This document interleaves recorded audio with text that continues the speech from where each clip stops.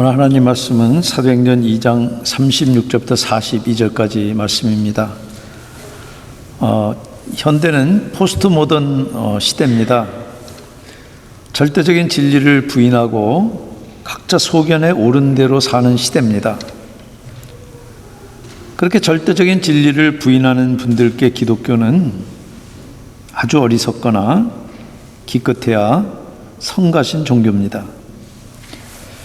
크리스마스 축하는 절은 봤지만 4월 초파일 축하는 교회는 못 본 것 같습니다. 그래서 자기 종교만 옳고 남의 종교는 부인하는 배타적인 종교로 기독교를 비판하는, 그래서 개독교라고 부르는 현대인들이 많습니다. 그렇게 어리석거나 성가시다고 하는 세상의 평가가 두려운 사람은 절대 전도는 못합니다. 설령 용기 있게 전도를 해도 복음이 빠지면 전도가 아닙니다. 교세 확장입니다. 그런데 복음은 충고가 아닙니다. 이렇게 살면 더 낫고, 또 이렇게 살면 더 떨어지는 게 많고, 이렇게 살면 더 인생이 좋습니다. 그게 아닙니다. 복음은 이미 일어난 일 때문에 생긴 앞으로 일어날 일을 알려서 적절한 반응을 촉구하는 일입니다. 아무리 어리석고 배타적으로 보여도 일어난 일과 일어날 일은 바뀔 수 없습니다. 제가 박한주인 것처럼, 그리고 제가 달라질 수 없는 것처럼 그것은 팩트입니다. 베드로는 지금 어떤 복음을 전합니까? 사도행전 2장 36절부터 42절까지 한 절씩 교독하고 마지막 절은 함께 읽겠습니다. 그런즉 이스라엘 온 집은 확실히 알지니 너희가 십자가에 못 박은 이 예수를 하나님이 주와 그리스도가 되게 하셨느니라 하니라.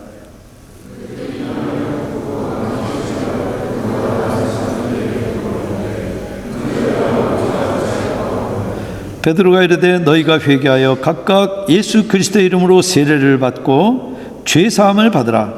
그리하면 성령의 선물을 받으리니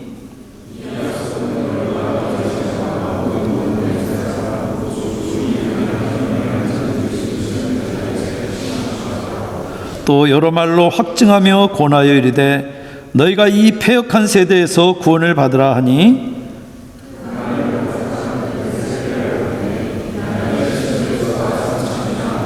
같이 읽겠습니다.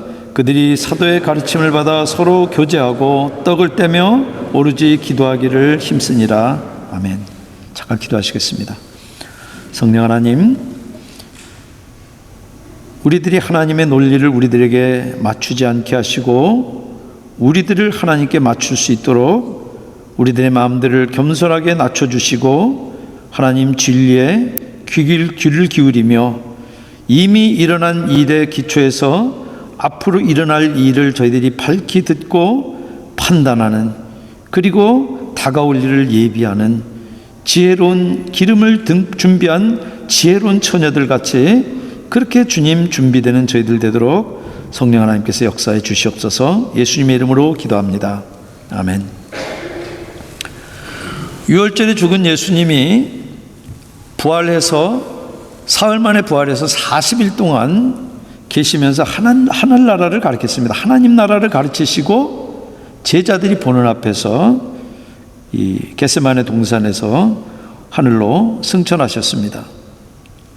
6월절부터 기준으로 해서 50일째가 보리 추수를 해서 첫 수확의 열매를 바치는 맥추절입니다. 그래서 오순절이라고 이야기합니다. 첫 열매를 감사한 그 오순절날 부활의 첫 열매인 주님이 교회에게 성령을 선물로 주셨어요. 그러니까 성령을 받은 이 갈릴리 사람들이, 외국어라고 하는 건 배워보지도 못한 이 사람들이 지중해 여러 나라의 말로 복음을 말해요.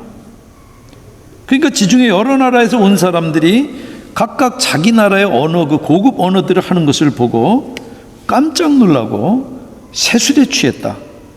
그렇게 조롱을 하니까 베드로가 나머지 11사람들과 함께 일어나서 힘차게 선포합니다.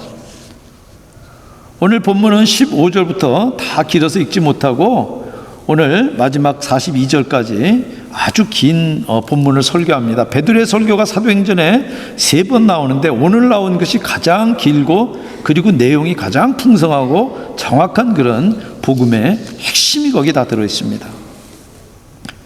15절에 때가 제3시니 히브리 시간으로 제3시는 오전 9시입니다.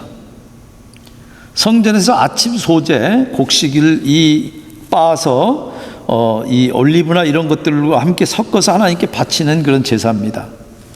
소재 드리는 시간이고 하루에 3번 기도를 드리는데 그 첫 번째 기도 시간이에요. 맥주절에 지금 소재 드리러 온 예배자들이 어떻게 첫 기도 때부터 술에 취할 수가 있습니까? 당연히 술 취하지 않았다는 얘기입니다.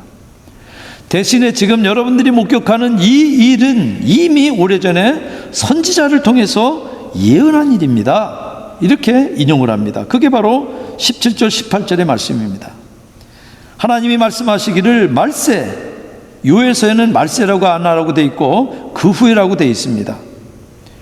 내가 내 영을 모든 육체에 부어주리니 너희 자녀들은 예언할 것이요 너희 젊은이들은 환상을 보고 너희의 늙은이들은 꿈을 꾸리라. 그때 내가 내 영을 내 남종과 여종들에게 부어주리니 그들이 예언할 것이요. 지금 여러분들이 듣고 있는 여러분 언어로 들은 그 방언들이 그 기괴한 일들이 술 취해서 벌어진 것이 아니라 오순절 성령이 임한 것이고 그것은 이미 요엘 선지자가 700년 전에 예언한 내용입니다. 그렇게 변론한 것입니다. 하나님은 구약시대에 선지자들에게 예언과 환상과 꿈을 통해서 말씀하셨어요. 지금 빨간 색깔로 되어 있는 그 부분입니다. 여러분들 예언이라는 말이 프로페시가 앞으로 일어날 일을 점치는 거 아닙니다. 선지자가 하나님의 긍휼을 생각하고 역사를 고민하면서 바라볼 때 도대체 지금 우리나라 이 나라가 지금 어떤 모양이 될까 염려하면서 그것들을 깊이 통찰할 때 깨달아 알게 된 사실이에요. 전혀 관심도 없는 사람들에게 그런 일들이 있지도 않아요. 그것을 기록한 것이 성경이에요. 물론 혼자 사색한 것이 아니라 그렇게 고민할 때 성령 하나님께서 깨닫게 해주셔서 하나님의 뜻을 알게 하시고 시대를 분별하게 한 것입니다. 그래서 나머지 절대 다수의 선지자들하고는 전혀 다른 역사적인 해석을 예레미야나 이사야가 내리는 거예요. 여러분들 지금도 우리가 지식이나 인간 경험으로 알 수 없는 것을 주님이 깨달아 알게 하실 수 있습니다. 그 말이 저 캔사스에 있는 아이합 사람들처럼 성경이 부족해서 직통계시 받는다는 얘기가 아니에요. 그래서 마이클 비클이 이야기하는 것처럼 나는 지금도 예수님에게 직통계시 받는다. 그렇게 해서 예언을 구하는 신비주의는 아주 위험하고 고작해야 아주 건강하지 못합니다. 구약시대 이스라엘의 선지자 대부분이 그랬어요. 절대 다수가 그랬어요. 예레미야서 29장 8절 9절 그 앞에 27장에도 같은 현상을 지적합니다. 선지자들에게와 점장이에게 미혹되지 말며 너희가 꾼 꿈도 고지 듣지 말지라. 내가 그들을 보내지 아니하였어도 그들이 내 이름으로 거짓을 예언함이라. 그런데 지금도 스스로 꾼 꿈과 자기 탐욕에서 나온 그 비전을 예언으로 믿는 사람들을 너무나 자주 만나요. 특히 크리스찬들 가운데서. 여러분들 예언은 반드시 하나님 나라의 경륜으로부터 옵니다. 그리고 하나님의 뜻과 계획은 즉흥적이지 않아요. 아웃 오브 블루로 어디서 갑자기 튀어나오는 것이 아닙니다. 오랜 세월에 거쳐서 점점 뚜렷하게 분명하게 드러나는 거예요. 예수님이 오신 것도 창세기로부터 오래전부터 계획되고 준비되던 그 계획 가운데서 그 경륜 가운데 오시는 거예요. 700년 전에 요엘 선지자를 깨닫게 해서 기록해 하신 그 주님이 드디어 그 예언대로 오순절날 남종과 여종들에게 성령을 부어주시고 그 결과 지금 여러 언어로 지금 예언한 거예요. 여러분들 어디에 가장 하나님의 뜻과 경륜이 밝히 나옵니까? 성경이에요. 분명한 하나님의 뜻과 경륜이 성경에 있는데 그것은 무시하고 미심쩍은 예언이나 은사에 매달리는 것 같이 어리석은 일이 없는 거예요. 여러분들 지금 차가 고장 나가지고 고쳐야 되는데 장난감 차 가지고 노는 애 보고 야 이거 차 어떻게 고치냐 묻는 거하고 똑같은 거예요. 정말 고치고 싶으면은 차 만든 매뉴얼을 봐야 돼요. 하나님 말씀을 떠나서는 하나님 알 수도 없고 하나님 뜻과 경륜은 더더욱 알 수 없습니다. 우리가 지금도 하나님을 알려면은 성경에서 만나야 돼요. 성령 하나님이 성경을 가지고 주님의 뜻과 역사적인 경륜을 보는 안목을 우리들에게 주시는 거예요. 여러분들 오늘날도 나름 역사를 해석하고 나라를 염려해서 이 말 저 말 하는 사람들이 많습니다. 그런데 그 이야기들을 들어보면은 예레미야 시대 거짓 선지자들처럼 하나님 나라의 경륜도 올바로 꿰뚫지 못하고 진영 논리에 빠져서 왜곡이 심해요.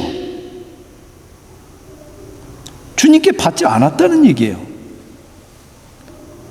그런데 아무리 절대 다수가 모여가지고 진리는 다수결이 아닙니다. 그리고 아무리 신비하고 대단하다 할지라도 그것이 성령이 주신 것이라는 보장이 없어요.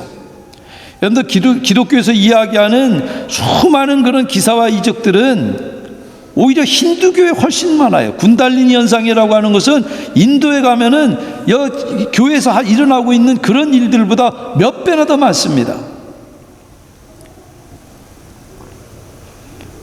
그런 기적이나 많은 사람들에게 나타나는 것이 아니라 정말 하나님 나라의 경륜과 하나님의 큰 뜻에 그것들이 지금 튜닝이 되고 있는지 그것과 하모니를 이루고 있는지 거기에 맞닿아 있어야지 그거하고 동떨어져서 아무리 대단하고 아무리 신비한 체험이라 할지라도 그것은 성령이 주셨다는 보장이 없습니다. 여러분들 오순절 성령이 오셔서 시대 마지막 말세가 시작됐습니다. 예수 그리스도께서 오셔서 십자가에 죽고 부활 승천하시니까 오순절날 성령을 보내시면서 시작된 말세예요. 요엘은 그 말세 대신에 그 후에라는 표현을 썼지만 같은 뜻이에요. 그리고 요엘은 요엘서에 똑같은 그날을 여호와의 두려운 날이라고 표현합니다. 심판의 때라는 얘기입니다. 그런데 사도행전 2장 20절에 보면은 해가 변하여 어두워지고 달이 변하여 피가 되리라. 그래서 그때를 사도 베드로는 베드로후서 3장 10절 이하에 더 자세하게 그 시제의 징조를 이야기합니다. 그러나 주의 날이 도적같이 오리니 그날에는 하늘이 큰 소리로 떠나가고 물질이 뜨거운 불에 풀어지고 땅과 그 중에 있는 모든 일이 드러나리라. 그날에 하늘이 불에 타서 풀어지고 물질이 뜨거운 불에 녹아지려니와 우리는 그의 약속대로 의가 있는 곳인 새하늘과 새 땅을 바라보도다. 베드로는 지금 말세가 오순절 성령 강림으로 지금 시작된 사실을 선포하는 거예요. 그런데 두려운 그 심판의 때는 동시에 주님을 다시 뵙기를 기대하고 새하늘과 새 땅을 기다리는 사람들에게는 구원의 때예요. 여러분들 한국에 1945년에 히로시마 나가사키 원자폭탄이 떨어지고 나서 일본군이 무조건 항복했습니다. 그러나 여전히 한국에 점령하고 있어요. 그 일본군들을 무장해제시킬 미군을 기다리고 있는 한국 사람들하고 똑같은 거예요. 포악하고 악랄한 일본 순사들에게는 그때가 심판의 때지만 시달리던 한국인들에게는 간절히 기다리는 때와 똑같은 거예요. 말세는 이미 시작됐고 그러나 아직 오지 않았어요. 그 말세에 성령이 믿는 사람 모두에게 임한다고 여기 지금 선포합니다. 여기 남종과 여종은 여러분들 그 당시에 가장 큰 구분이 남녀예요. 근데 그 구분이 없어졌다는 거예요. 여러분들 오늘 이 장면 보세요. 오순절날 성령이 임하시는데 120명이 성전에 모여가지고 기도할 때 거기 성령이 임하시는데 사도들만 봤습니까? 남자만 봤습니까? 아니에요. 거기 사도뿐만 아니라 모든 사람들, 남자뿐만 아니라 여성들도 다 똑같이 성령의 충만함을 받습니다. 예수님이 유대인과 이방인 사이에 막힌 담을 허무신 것처럼 오순절 성령 강림은 인간들이 나눈 진영과 차별을 철저하게 부신다는 거예요. 그런데 성령이 모든 사람에게 충만하게 되니까 하나님의 계시를 밝히 알게 됩니다. 그래서 지금 오늘 사도 베드로가 오늘 이 설교를 하는 거예요. 그런데 그 설교 핵심이 뭡니까? 바로 예수 그리스도예요. 성령이 오셔서 하시는 일은 옛 언약에서는 감춰졌던 예수 그리스도의 계시, 십자가의 죽음과 부활과 승천, 그리고 지금도 하나님 우편 보좌에서 영원한 대제사장으로 앉아서 다스리면서 우리를 위해서 하나님 아버지께 간구하고 계시는 그 주님이 바로 온 세상의 구주요 우리들의 주인인 사실을, 그분이 바로 메시아. 여러분들 구약시대 메시아는 기름 부음 받은 사람을 이야기합니다. 그게 이 헬라어로는 그리스도의 뜻이에요. 세 직분이 기름을 부음 받았어요. 왕과 선지자와 그리고 제사장이 받았어요. 예수 그리스도는 만왕의 왕이에요. 예수 그리스도는 당신의 몸으로 우리들을 위해서 단번에 희생제물이 되신 영원한 대제사장이에요. 예수 그리스도는 하나님을 가장 밝히 드러낸 선지자예요. 바로 그 예수 그리스도가 어떠하신 분인지를 가장 충만하게 밝히 드러내는 것이 바로 성령 하나님이 하시는 일입니다. 그래서 자연스럽게 지금 베드로의 이 아폴로지가, 이 변론이 두 번째 주제인 예수의 부활로 연결이 됩니다. 요즘 맥추절에 성전에 찾아온 순례자들은 그때로부터 정확하게 50일 전에 예루살렘에 일어난 일들을 소문으로 거의 들었을 거예요. 로마 총독부가 불법적인 재판을 벌여서 한 청년 랍비를 부당하게 십자가에 죽였다는 사실을 대부분 들었을 거예요. 그리고 그 다음에 그 사람이 살아났다 그러더라. 그리고 지금 저 이상한 이야기하는 사람들이 바로 그 증인들이라고 그러더라 하는 소문들을 들었을 거예요.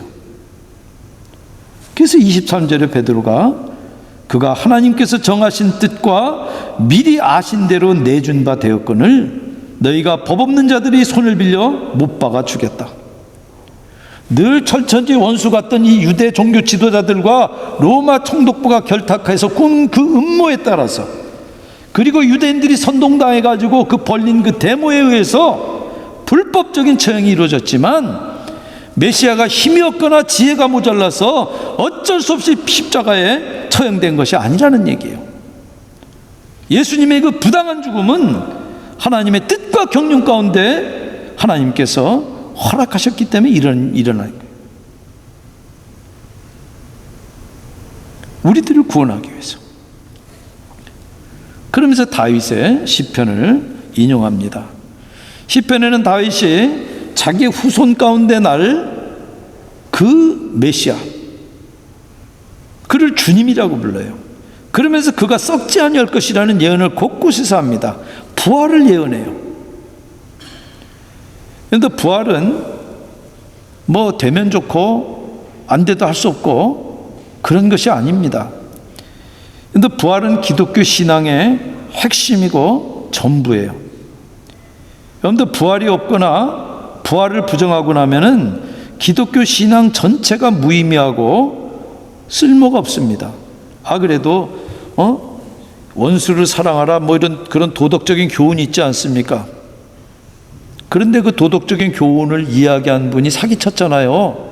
부활한다고 그러고 부활했다고 그러잖아요. 그런데 그걸 부인하면 그런 사람이 이야기한 도덕적 체계가 무슨 가치가 있습니까? 사기꾼의 얘기가. 그래서 부활을 부인하고 나면은 기독교 윤리도 무의미해요.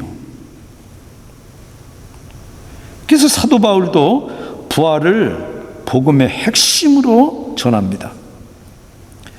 고린도전서 12장 5절 이하에 고린도전서 15장을 부활장이라고 이야기합니다.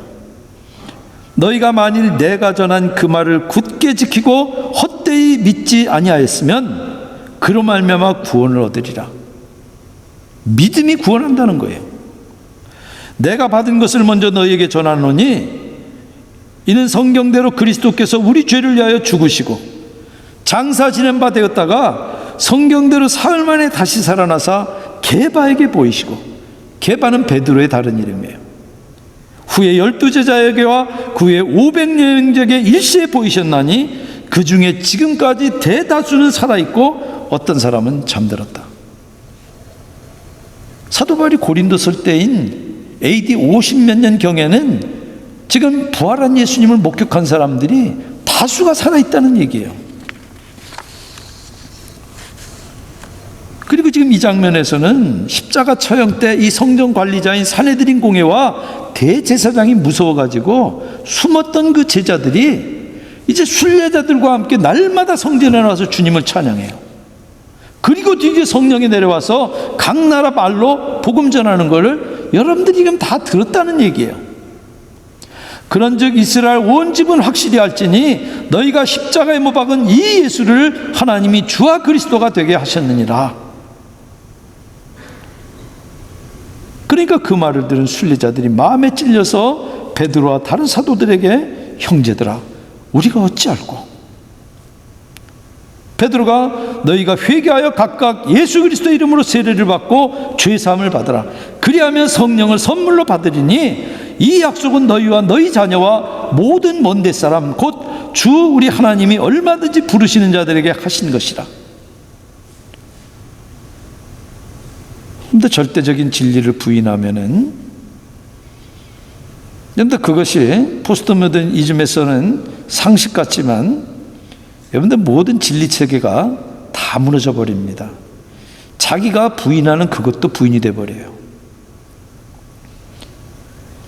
여러분들이 진짜로 어떤 것이 참이라고 하는 것을 아는데 여러분들이 이것도 참이고 저것도 참입니다라고 이야기할 수 있습니까? 그게 도덕적입니까? 절대 그럴 수 없어요. 여러분들 무엇이 참이기 위해서는 반드시 참이 아닌 다른 것들은 거짓일 수밖에 없어요.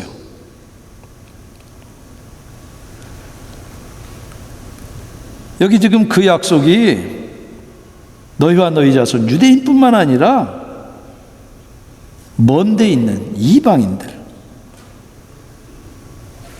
그래서 남녀노소 빈부귀천 구분 없이 누구든지 하나님 앞에 자기가 죄인인 사실을 고백하는 사람들, 그래서 죄로부터 돌이켜서 회개하는 사람들, 그래서 예수 그리스도의 십자가의 공로를 의지하는 사람들은 누구나 그 죄를 용서하시고, 그러면 그 죄를 깨끗하게 씻어서 우리가 정결하니까 정결한 영 성령 하나님이 거기 들어와서 사시는 거예요. 방문 비자 받고 오는 것이 아니라 시민권 받고 들어와서 영원히 사시는 거예요.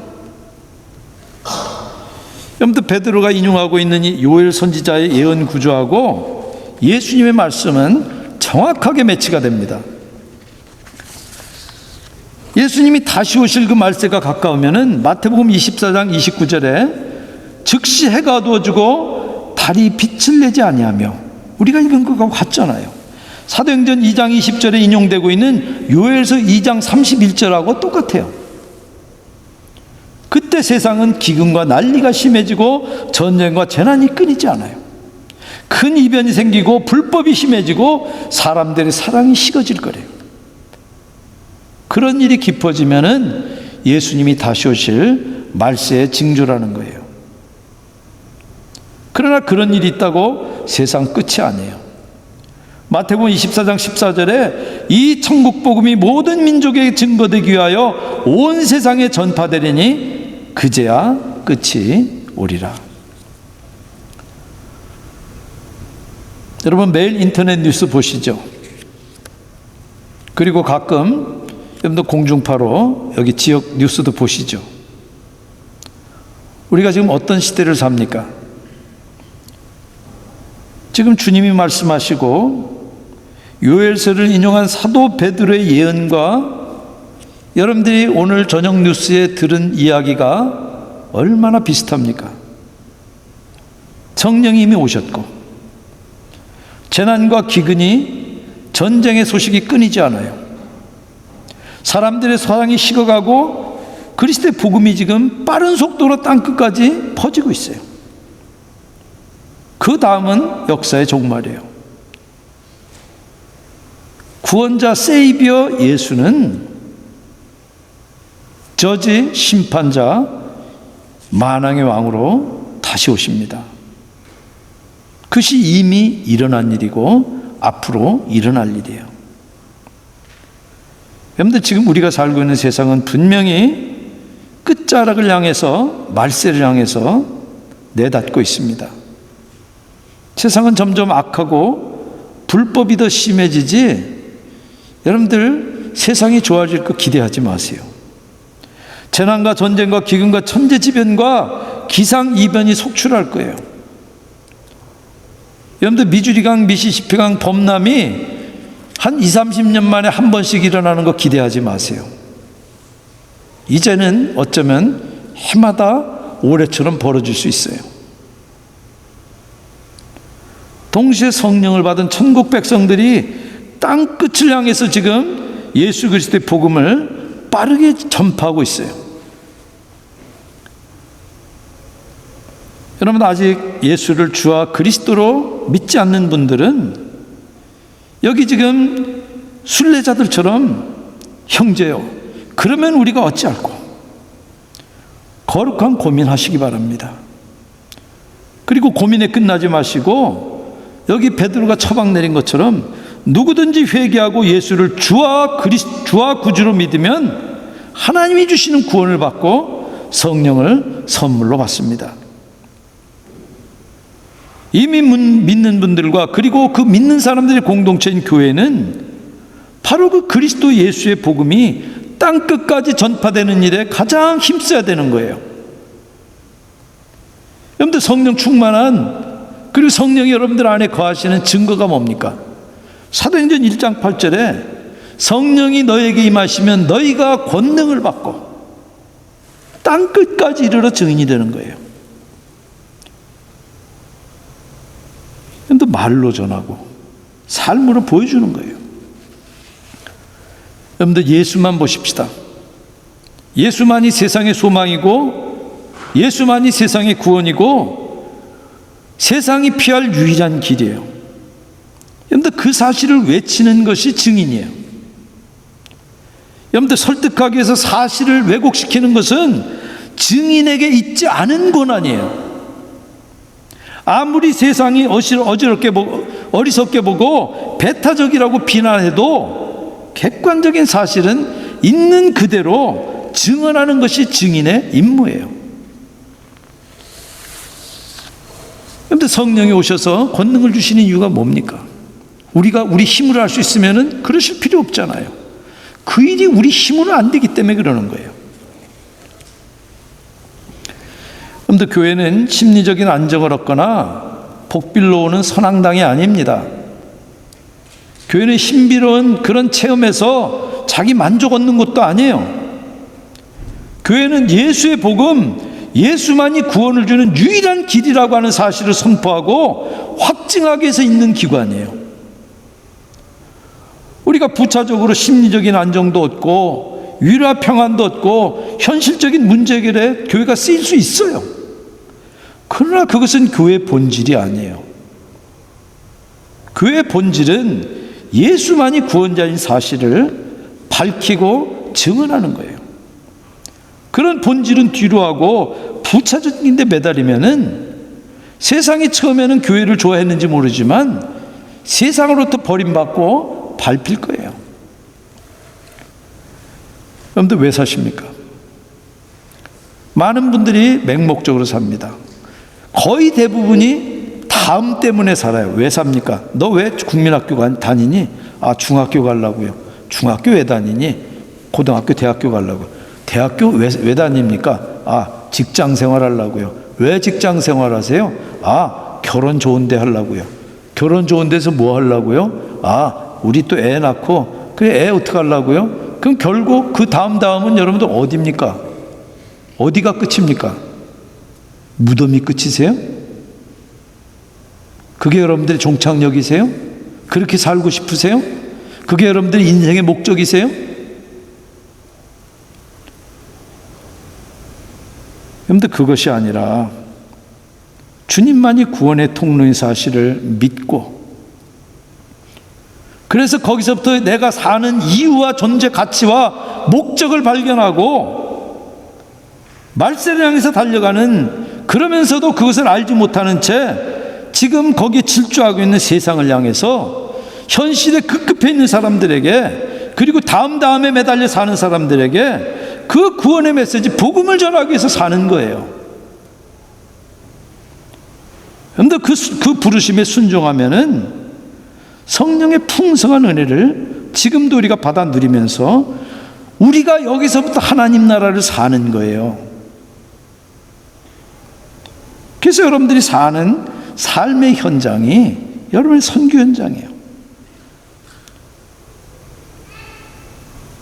여러분들 삶이 예배가 되는 그런 제일장로교회 지체들을 통해서 오직 예수만이 우리 구원자, 세상의 구원자 되심이 증거되고 확증되기를 바랍니다. 그것이 바로 우리의 간증이고 우리의 찬송이 되기를 주님의 이름으로 축원드립니다. 같이 기도하시겠습니다. 참 좋으신 하나님, 사도 베드로의 설교를 통해서 우리들을 챌린지 하시니 주님, 우리들의 인생의 목적을 바라보게 하시고, 그리고 정말 우리 안에 하나님 나라의 소망을 가지고 우리들이 진정한 가치를 위해서 살고 있는지를 발견하며 우리들의 인생의 우선순위들이 재정립되는, 그리고 우리들이 주님을 만나는 그런 은혜를 덧입기를 원합니다. 주님, 우리를 불쌍히 여겨 주시옵소서. 예수님의 이름으로 기도합니다. 아멘. 다 자리에 일어나셔서 찬송가 288장 주반에 있는 찬송같이 찬송